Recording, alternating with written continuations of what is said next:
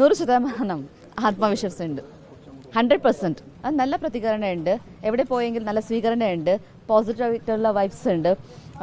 എല്ലാ ആൾക്കാരുടെ ഇടയിൽ പോയിട്ട് ഞാൻ വോട്ട് ചോദിക്കാറുണ്ട്. അപ്പോൾ നല്ല രീതിയാണ് അവർ എന്നെ കാണുമ്പോൾ അവരുടെ മുഖഭാവന എനിക്കറിയുന്നുള്ളതാണ്. നല്ല ആത്മവിശ്വാസത്തോടെ അവരും ഉണ്ട്, ഞാനും ഉണ്ട്.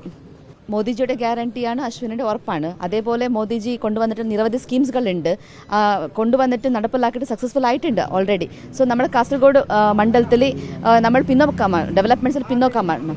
അതേപോലെ നമുക്ക് മൾട്ടി സ്പെഷ്യാലിസ്റ്റ് ഹോസ്പിറ്റൽ വേണം, കോളേജസ് വേണം, ഹാർബേഴ്സ് വേണം, റോഡ്സ് പ്രോബ്ലം ഉണ്ട്, വെള്ളത്തിന് പ്രോബ്ലംസ് ഉണ്ട്, ഇങ്ങനെ നിരവധി നമുക്ക് പ്രോബ്ലംസ് ഉണ്ട്. സോ ഇതെല്ലാം മുന്നിട്ട് വെച്ചിട്ടായിട്ട് നമ്മൾ വോട്ട് നേടാൻ പോകുന്നുള്ളതാണ്. ഫുൾ പോസിറ്റീവ് മൂഡിൽ പോയിക്കൊണ്ടുണ്ട്, നല്ല എനർജറ്റിക് ആയിട്ട് ഉണ്ട്.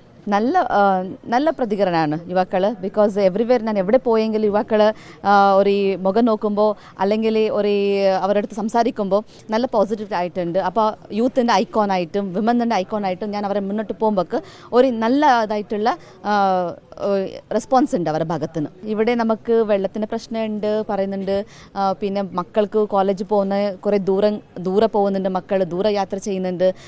പിന്നെ ഹാർബർ ഇല്ലാന്ന് പറഞ്ഞിട്ടുണ്ട്. കുറേ നിരവധി പ്രാവശ്യം പറഞ്ഞിട്ടും പോലും ഇവിടെ സ്ഥാപിച്ച് തന്നിട്ടില്ല എന്ന് പറഞ്ഞിട്ടുണ്ട്. ഇങ്ങനെ ചെറിയ കാര്യങ്ങൾ MP ചെയ്യുന്ന ചെറിയ കാര്യങ്ങളാണ് അവർ നമ്മളോട് പറഞ്ഞിട്ടുള്ളത്. ഈ കാസർഗോഡത്തെ ആരോഗ്യരംഗത്തെ പ്രശ്നങ്ങൾ ശ്രദ്ധയിൽപ്പെട്ടിട്ടില്ലേ? അത് വോട്ടർമാർ പറയാറില്ലേ? അതന്നെ പറഞ്ഞല്ലോ ഞാൻ. അതെ, നെക്സ്റ്റ് ഇപ്പോൾ ഇവിടെ മെഡിക്കൽ കോളേജ്, ഇവിടെ ഹോസ്പിറ്റൽസിലെ പ്രോബ്ലംസ് ഉണ്ട്. അപ്പോൾ ഞാൻ പറഞ്ഞിട്ടുള്ളത് അവർക്ക്, ഞാൻ ജയിച്ചു വന്ന് കഴിഞ്ഞെങ്കിൽ ഇവിടെ തീർച്ചയായിട്ട് നല്ല മാറ്റങ്ങളുണ്ട്. കാസർഗോഡിൻ്റെ മുഖം ഞാൻ മാറ്റിയിട്ടുണ്ടാവും. മോദിജിയുടെ ഗ്യാരണ്ടി ഒപ്പം അശ്വിനിൻ്റെ ഉറപ്പാണിത്.